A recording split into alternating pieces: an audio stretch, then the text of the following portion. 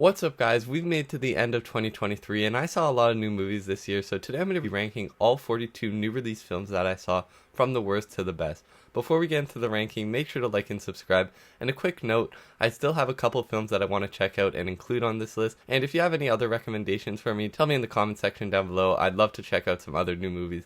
But with that said, let's just dive right into the ranking. Alright, in last place for me is going to be Sick, and honestly this isn't a horrible film by any means, but it didn't connect with me. I didn't like it at all. It's forgettable, it's boring, and there's just nothing really there for me, and it's just the only film of 2023 that I actually forgot that I watched, so it just comes in at the bottom. Number 41 is Shazam! Fury of the Gods, and this was just a huge letdown. I know some of you had a little bit of fun with it, but I didn't. I think it was just really boring, really mid from beginning to end. They kind of messed up the characters.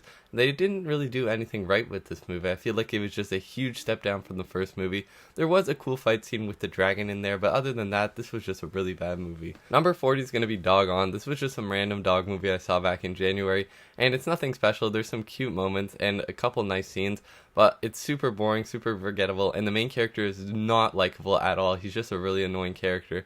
It's just not really an interesting or satisfying dog movie. It's just a really mid-low bar dog movie. Coming in at number 39 is going to be You're So Not Invited to My Bar Mitzvah. This was just Adam Sandler's daughter's movie, and there's some fun moments, but it's just not something that I related to or connected with while watching it. There's some funny jokes here and there. When Adam Sandler's on screen, it's always fun to see him. But yeah, it's just a kind of mid movie, even though there are some fun jokes and fun moments. Coming in at number 38 is going to be Infinity Pool. This seemed like it was supposed to be like some kind of high bar, like you have to be really cinematic to understand this movie. But for me, it was just really weird, and there was just so many weird moments. Nothing that I really connected to, even though the style of the film is pretty cool and there's some cool things with the color and design of everything. It's just a really weird movie with just a weird plot, and everything's really weird about it. So I just didn't really connect with this one, even though there are some really cool things to look at while watching. Number 37 is going to be Merry Little Batman. This was like a really long Batman Christmas special. While the first 40 minutes are pretty fun, and Damian Wayne is pretty charming in this movie, it is so long, and I just snooze out of it after like half an hour. So it was just really boring, really forgettable, and it just ended up falling flat by the end, being way too long. Alright, number 36 for me is going to be Inside. This was actually a pretty good Willem Dafoe movie. Not very memorable or anything, but the plot was pretty interesting, and while I was watching it, I was pretty engaged in the story. It's just a solo film with just Willem Dafoe in it. There's a couple other characters that just pop up, but it's literally just Willem Dafoe, and he's stuck inside this big apartment, and it's a pretty cool movie with a good idea, but there's so many ways he could have got out of this, and the ending's kind of stupid, and then I didn't really remember it after I watched it. So it's all right. There's some cool ideas in here, but it just didn't end up leaving an impact. Number 35 is going to be Knock at the Cabin. This was actually a pretty good M. Night Shyamalan movie. It has its cool moments, and there's some really cool things with these characters, and a little bit of emotion here, but it just doesn't fully come together on a story level, and the twist was really stupid. Not even a twist, you could say. And I think there was a couple plot decisions that just made it seem way too simple, and it could have been way more than what it was. Number 34 is going to be Thanksgiving. Now, this was actually a somewhat decent horror slasher that was based around Thanksgiving. While it is way over the top and really stupid, really crazy, there's just some really fun moments with the gore, and there's some cool things that they do with the kills and stuff like that, so I was just kind of interested in this one, but man, they went way over the top for this one, even though it could have been a little more grounded, and that would have made it a bit better. Number 33 for me is going to be Elemental. This was pretty disappointing because I love Pixar, and I thought this had a whole lot of potential, but just ended up being a simple, alright Pixar movie that's really forgettable, really not much to it, but there's a little bit of a nice love story in there, and the aesthetic of the world in Elemental is pretty cool too. I think that's a nice little element that was added in there, but there's just not much there. It's very forgettable, very mid-low tier Pixar, and it could have much more of an impact than it did. Number 32 for me is going to be Ant-Man and the Wasp: Quantumania. What a huge disappointment to kick off the year. I mean, Quantumania, it was supposed to be this big start to the MCU Phase 5, but it just ended up being a disappointment. While Kang was really awesome in this movie, and I still do love what they did with his performance in this film, and I also like the jokes and comedy, and I still love Paul Rudd as Scott, there's just a lot here that's done wrong. Cassie's an annoying character. They messed up MODOK really hard. All these random little plot lines that are thrown in here are really stupid. And it's just kind of a bit of a jumbled mess. Even though there are some standouts, it just doesn't really fully work by the end. Number 31 for me is going to be Blue Beetle, and this was probably the most generic superhero movie I saw this year.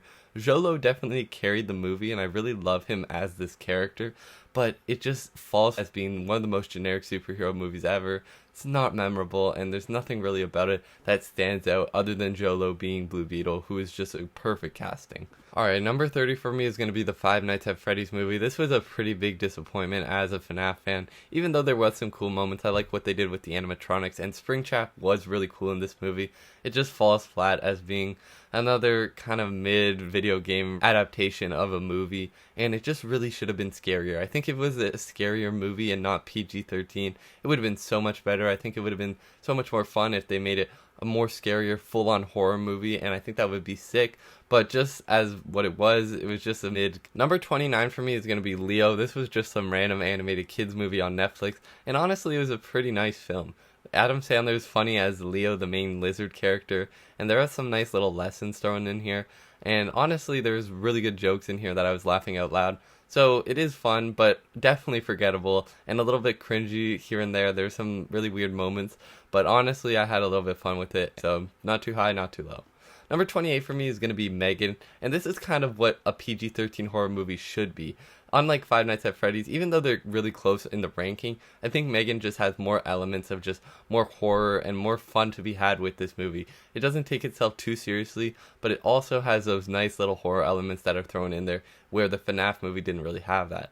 Megan, I had a lot of fun with it, even though it is kind of just lowbrow horror. I still had some dumb popcorn fun with it. Number 27 for me is going to be Saltburn. This was just a really weird movie. I know a lot of people enjoyed it, and honestly, I can understand why. There's some really cool elements in here, and the twist at the end is really cool, really big.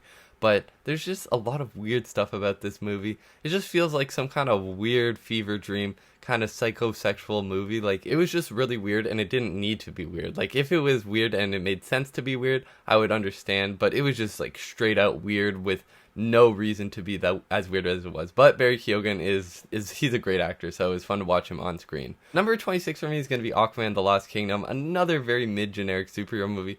But I actually had more fun with this one. I feel like there's some great comedy. The music in this movie is great. And the brother relationship between Orm and Aquaman is also really good. So even though there's those generic and boring elements about this film, I still had more fun with it than some of the other lower comic book movies on this list. Number 25 for me is going to be The Marvels. And honestly, I was expecting to straight up hate this movie and see it as a huge letdown for the MCU.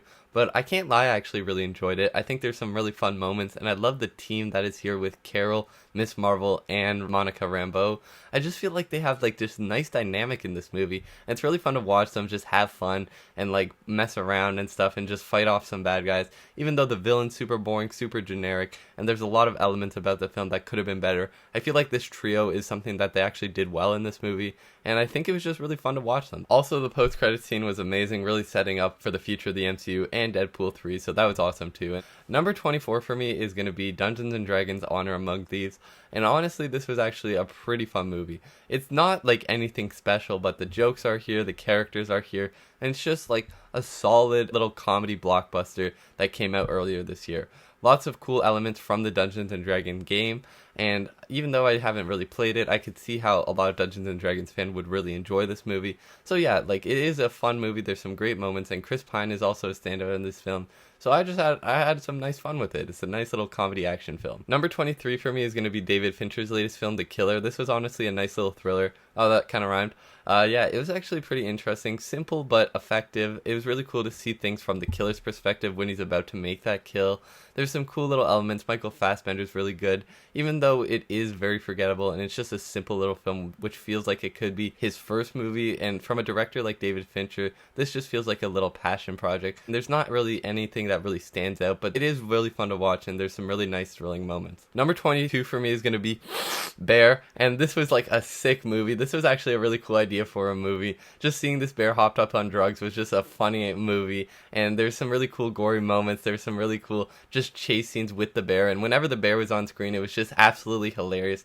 It's really fun, really just a lighthearted, just crazy movie, and I just really enjoyed this one. I think there's just a lot of really cool elements to it, and even though it is just a simple, dumb movie, I had a whole lot of fun with it. Number 21 is going to be Scream 6. This was a really solid Scream sequel with a lot of cool elements. The kills were awesome. The Ghostface shrine was really cool to see on screen, and I'm really starting to enjoy the core 4, so I had a lot of fun with this one. Even though the killer reveal was super disappointing and just honestly super dumb, I still had fun with this one, and I think it's a solid Scream sequel. Number 20 for me is going to be Missing. This was honestly just a really thrilling disappearance movie with a lot of cool elements inside of it. It's a sequel to the 2018 film Searching, and I just thought this one just had a lot of twists and turns that kept you engaged from beginning to end, and I think the characters were likable enough. There's just a lot of interesting elements in here, and I just had a lot of fun with it.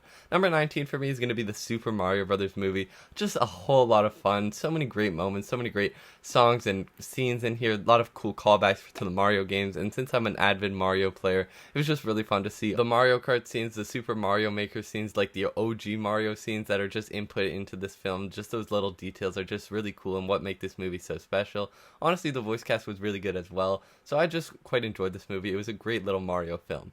Number 18 for me is going to be Gran Turismo. This was actually a really solid video game adaptation. Honestly, the best of the year for video game adaptations.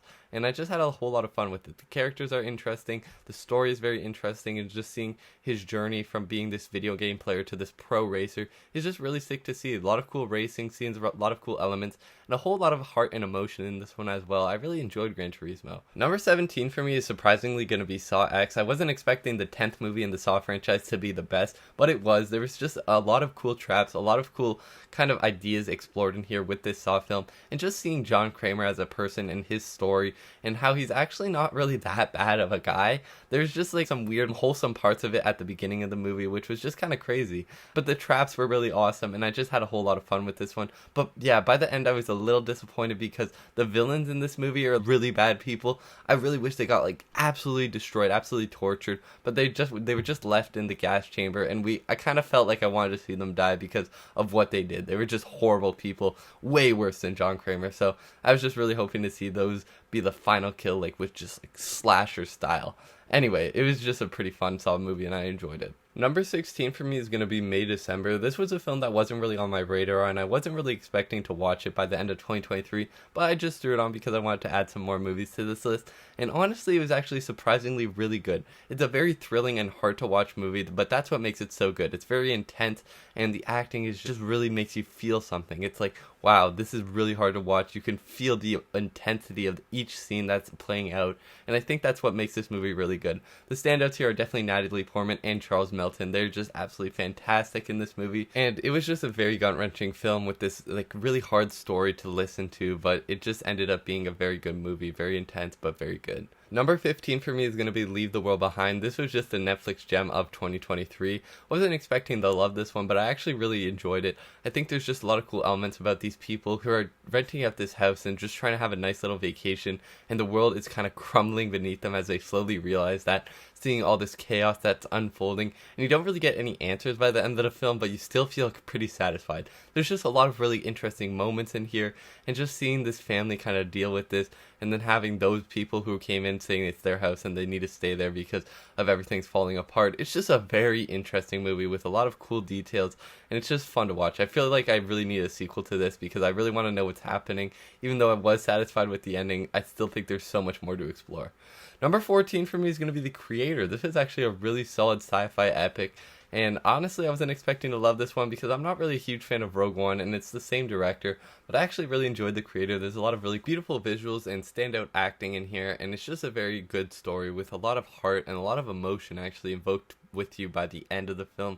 I think it's a film that's definitely worth watching if you haven't checked it out. It's just another really good sci-fi epic that just feels like it has a lot of things going for it. Amazing emotion, amazing visuals, and just really cool characters. I think this one is definitely worth checking out. Number 13 for me is going to be The Flash, and honestly I know a lot of you guys didn't love The Flash, but I actually had a whole lot of fun with it because I really connected with the story. I really felt the emotion of Barry longing for more time with his mother, and I felt that story was like the core of The Flash and what made it so good.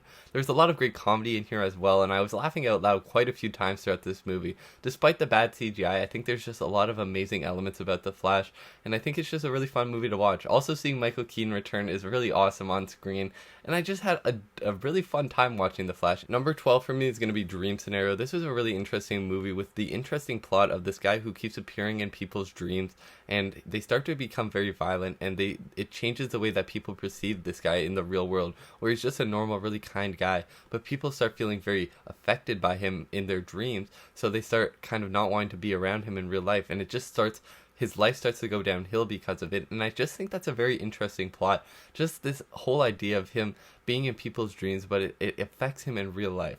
And that's just something that's very interesting. I thought that was a really cool idea that they explored in here, and they did it very well. There's a lot of emotion and a lot of really cool ideas explored here, so I just really thoroughly enjoyed this movie. Number 11 for me is going to be Air. This is actually a really great movie about the Nike company, and everything about it is awesome. The comedy's on point, the acting is on point, and the story of Nike being underdogs and just coming back to be the top of the shoe business with the Michael Jordan deal was just really sick. I love seeing the sleek shoe designs that they do in here, and all the problems and issues that they face, and then them just overcoming that and being the underdog. Seeing Nike as an underdog is a weird thing, but it was just really cool in this movie, and I think I really enjoyed it. Also, the way that they showed the Michael Jordan scene by the end of the film is just amazing. This movie is actually super inspirational, surprisingly, and I just really enjoyed Air. I think it's an awesome movie.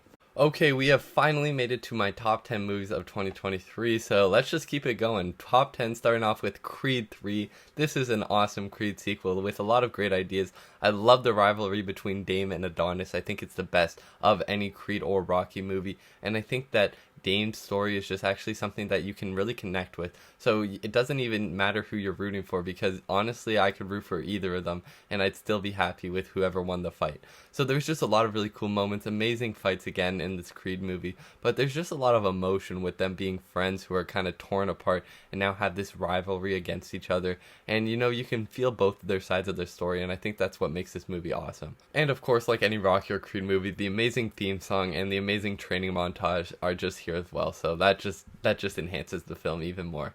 Number 9 for me is going to be Talk to Me. This was easily the best horror film of 2023. Just a very thrilling and chilling movie with this really interesting story about this like molded hand that you can grab and it will make you see spirits. And it's just a very thrilling story with amazing characters incorporated in this movie. And I just think I had a really fun time with it. Honestly, the fact that it was made by YouTubers is crazy because this is in my top 10 movies of the year. So I was just really surprised to be loving this one as much as I did. But yeah, I was really scared on the edge of my seat the entire movie. It's just a very interesting plot, interesting characters, so it just makes for a really good movie. Number 8 for me is going to be Barbie. This was honestly an awesome movie, and I wasn't really expecting to love it as much as I did, but I just had so much fun with it. Everything about it is just an absolute blast. There's just so much nice little world building to it. I love the characters, and I love the comedy that they incorporate through this film, and there's also a whole lot of emotion and heart to it. And of course, Ken is just the most relatable character of all time, and I feel like Ken is just the standout for me in this movie, while for the girls it's going to be Margot Robbie as Barbie. And honestly, I think that any way you watch this movie, it can appeal to everyone, which is just a really something that's rare for a movie, to appeal to all audiences, and I think that's what makes Barbie really special. I love this one. I had so much fun with it. Number 7 for me is going to be Past Lives. This is a very emotional and deep love story about these two childhood friends who grew up with each other and then fell in love, but they are torn apart as one's moving away, and then they reconnect later on in life. And it's just a very interesting film, seeing these different stories, these different people, and how they deal with like that not being able to see that person again, and then them coming back in their life later on. It's just a very amazing and kind of very deep and emotional love story, and especially that end scene really hits home for me. And honestly, I just really enjoyed this one. This is definitely one of A24's best movies. Number 6 for me is going to be The Holdovers, an awesome Christmas movie, but really packing that emotional punch in there as well. A lot of amazing standout actors here. Paul Giamatti is amazing, and just seeing him as this cranky teacher who kind of learns to be like more of a nicer, more open person with this kid who's staying over for Christmas and is having troubles with family, just feeling all those emotions. There's just so much in here that just packs a punch, and I think that's what makes The Holdovers super special. It's not just a Christmas movie that you can enjoy with that part, but you can also feel that emotional punch with it, and I think that's what makes The Holdovers so special.